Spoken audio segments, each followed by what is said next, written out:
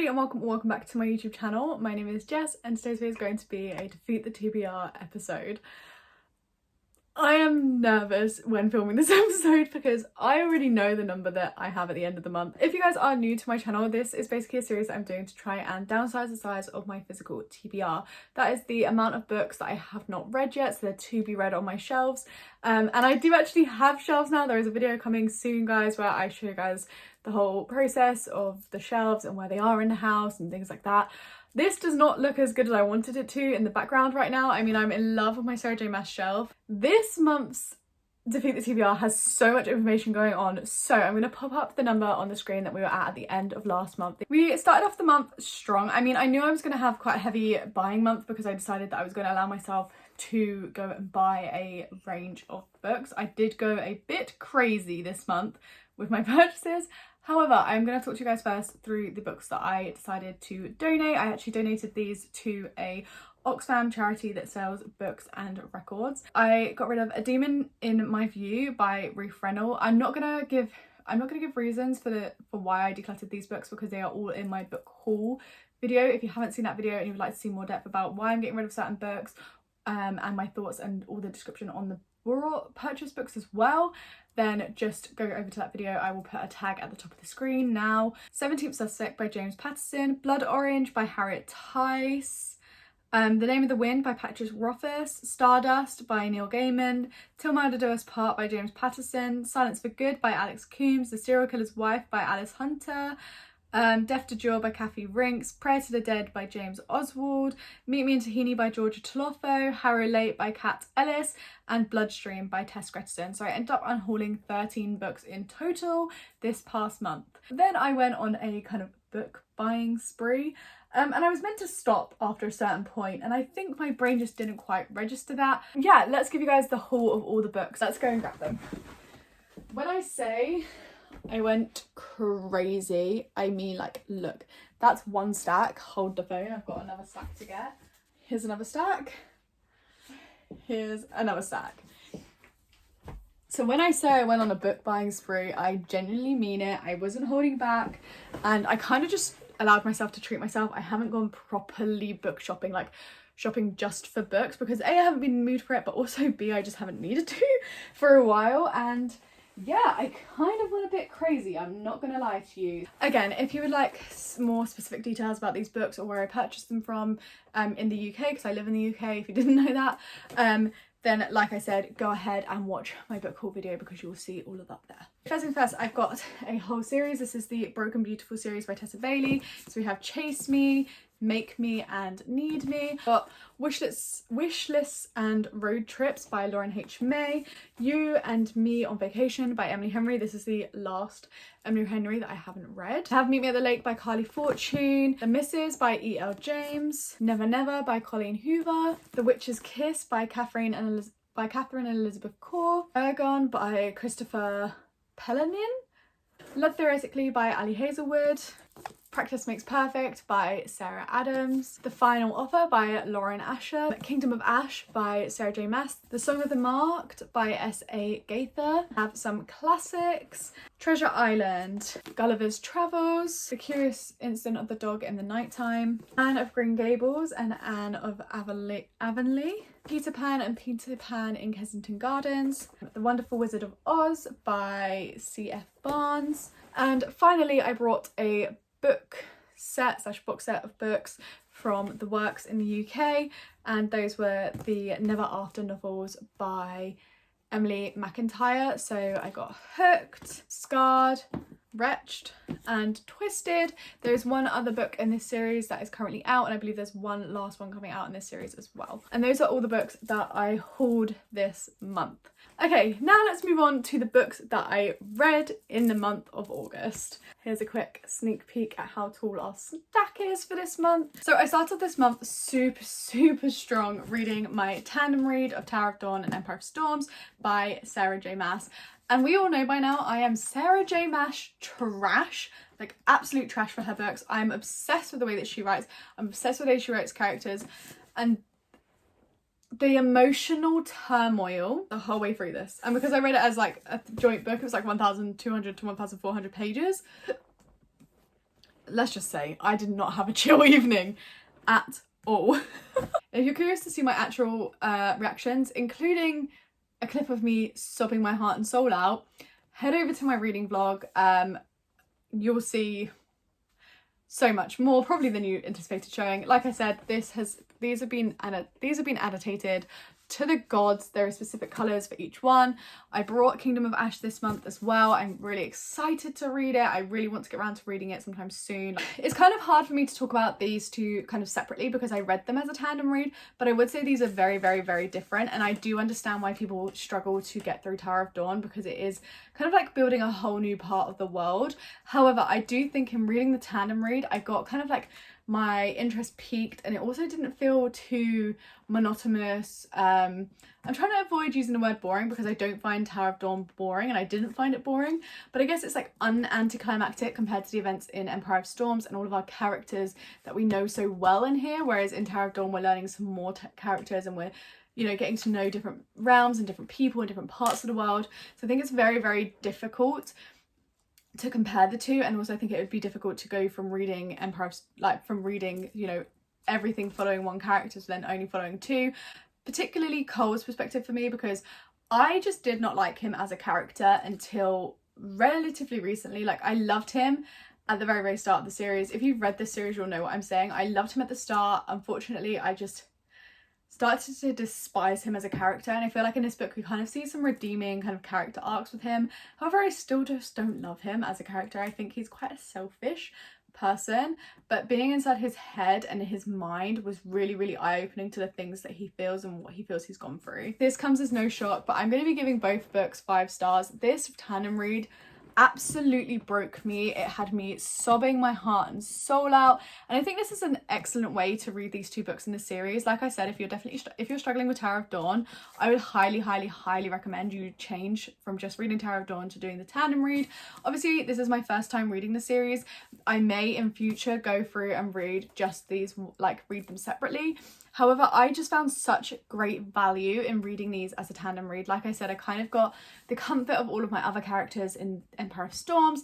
And also I like the fact that in a tandem read, the events line up. So things that happen in Empire of Storms, the effects of that are like earthquaked, are like rippled into Tower of Dawn. I feel like Empire of Storms felt a lot more high stakes in this case when I'm reading it as a tandem read.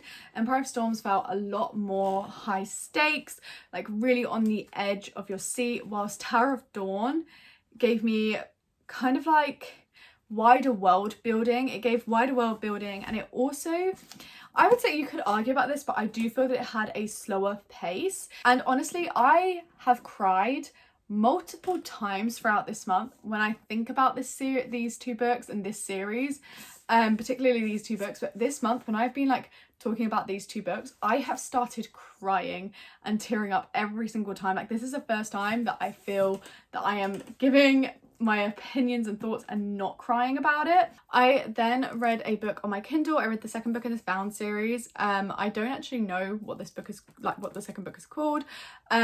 This doesn't count as a book taken off of my TBR because it's like a book bind app, so it's kind of like reading one. I think there's only 2 more books in the series. There's either 2 or 3, but I would like to get through this by like the end of the year, I feel, because I don't particularly love these books, but they are pretty well written and they're good for like an easy paced read, but they are quite high stakes, I guess, as well. But you have to kind of suspend your disbelief. I gave this 2.5 stars overall, and that's not to say that it was a bad book. It's just that I enjoyed my time reading the book. However, I've read quite a lot of romances this year and fantasy romances and other things, and this just didn't stand up to the quality of some of the romances that I have given 3 stars to in the past year or so, and therefore I just couldn't, without a guilty conscience, give this higher than 2.5 stars. And this series follows kind of different brothers who have kind of been tasked with changing different gangs around the world to become like law-abiding gangs instead of ones that kind of go against the law. Next, I read Love Theoretically by Ali Hazelwood. Now, this was such an easy, like, devourable read. This is my first ever Ali Hazelwood, and I can say I thoroughly enjoyed it. I ended up giving this one 3.5 stars. I read it in pretty much one sitting and thoroughly enjoyed it.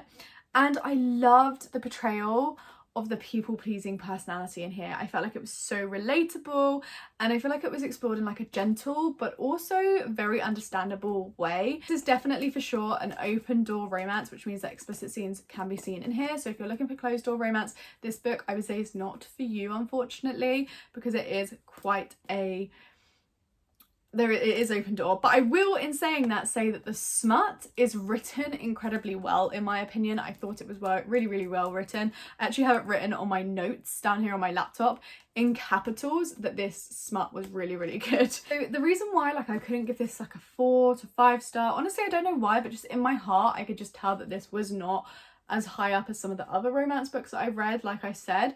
But I feel like the reason is because it didn't feel super romantic at times. Like at times it really didn't feel super romantic to me. And also the reason for the conflict, just felt like I could see the conflict coming from a mile away, and it had so many times, there were so many times where the conflict could have been addressed short, simple, sweetly, and it never was. So when it was the main conflict of the story, I was just a bit pissed off, to be honest. Then I read one of the library books that I took out this month, and that was A Dowry of Blood by S.T. Gibson.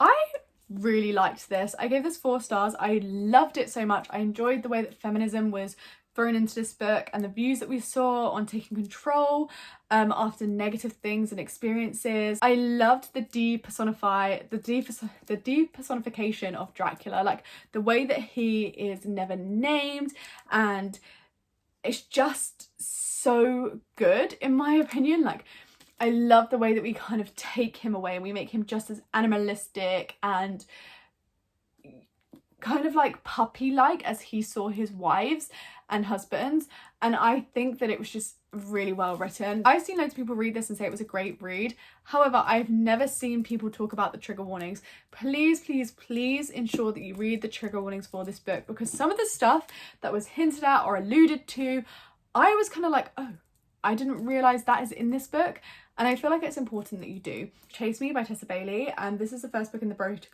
and Beautiful novel series, trilogy from her. Now, I just didn't love this. This is by far not my favourite Tessa Bailey. I've read a couple of Tessa Baileys, as you can see up here. By far, out of these guys, the ones I loved the most was It Happens One Summer and Hook, Line and Sinker. Those are the top ones in my opinion. However, this book here did not hit for me. I gave it 2.5 stars. Honestly, I probably could have given it 2 stars, I'm not gonna lie. I didn't like our main character, I didn't like our main male interest that much.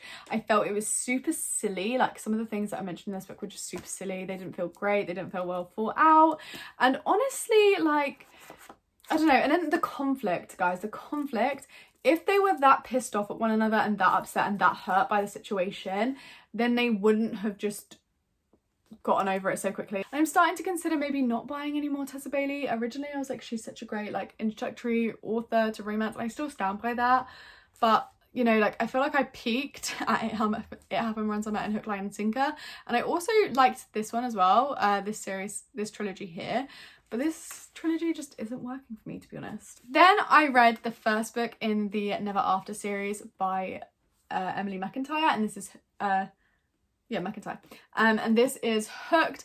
Guys, this is like a dark adult romance. The author herself says Hooked is a dark contemporary romance. It is an adult fiction fractured fairy tale. It is not a fantasy or a retelling. The main character is a villain. If you're looking for a safe read with redemption and a bad guy turned into a hero, you will not find it in these pages. Hook contains sexually explicit scenes as well as mature and graphic content that is not suitable for all audiences.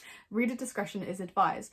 I much prefer for you to go in blind, but if you would like a list of detailed triggers, you can find them on emilymcintyre.com. I loved this. I give this 5 stars.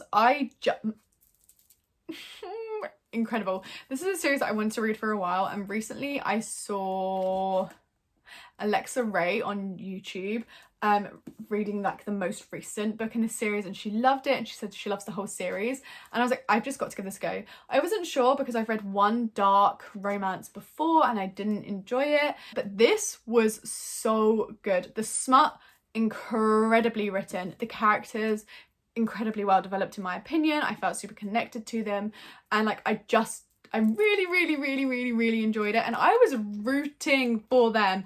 I loved it so much. This one, of course, if you couldn't tell by Hooked, follows Captain Hook, I guess, or a rendition of him, James Hook.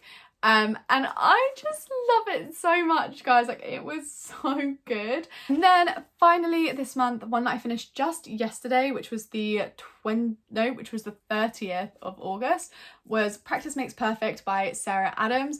Now, I was so excited for this book, like so excited for it. This book had me sobbing, crying last night. And I want to share this one quote that I tabbed. I mean, I wish I tabbed more, but I was so into the story that I just couldn't stop. I tabbed this one quote, and I feel like both our characters are going through such emotional turmoil. And I feel like it was so well written in such like a non-offending way and in such an understanding way, and it was just incredible the things that our characters were going through. And I know like a lot of people hate the miscommunication trope, and some people might label this book as miscommunication, but in my opinion these characters had such strong communication between the two of them, and I just loved them so much. I could feel the chemistry between the two characters from like a mile away, as well as learning about Annie and how she's trying to force herself into this mold that people want to put her into so bad just to make them happy. And I don't know, like I really loved it, and I love that portrayal of being a people pleaser or just trying to chug down your emotions and like not to feel your emotions to prevent other people from feeling sad or upset or having to support you.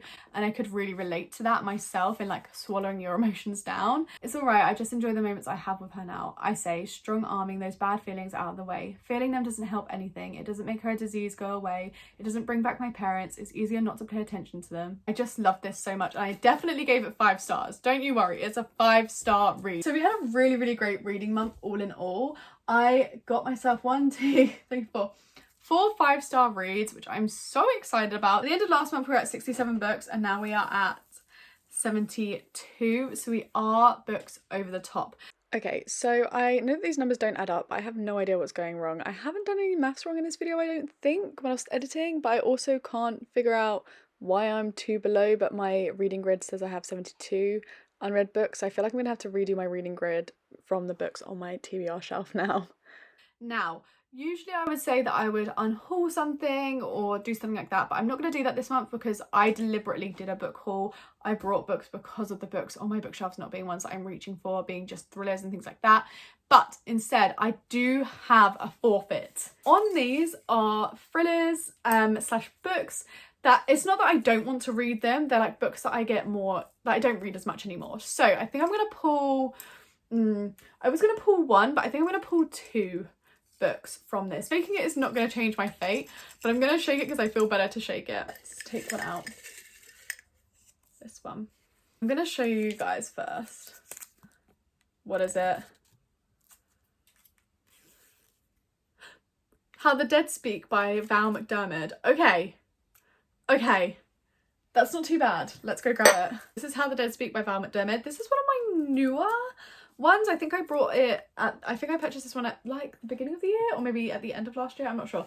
I didn't buy it too long ago. Let's shake it up again. Oh my god, the fact that I'm shaking doing this is quite funny. Let's just choose one blindly. This one. Oh no, this is really small. Oh, I think I forgot that I put prompts in here. I have start a series. I have to start a series. Guys, I don't want to start a new series at the moment. I'm trying to stop series. It's either going to be the Atlas 6 or the Song of the Marks. I know I technically am partway through the Atlas 6 already, but I feel like if I finish it in September, it kind of counts. And it'll be the start of a series because it's the start of a trilogy. But if not, if I don't finish the Atlas 6 and I read this anyway, then this one will be the one that we count for this prompt. I forgot that I put prompts in there. I honestly thought it was just like thrillery books. Anyway, this was such a long video. I've been filming for 55 minutes. Anyway, I hope you guys enjoyed this video, and if you did, please like and subscribe to the channel if you're new around here. Would like to see more videos from me, and I'll catch you guys all in my next one. Bye!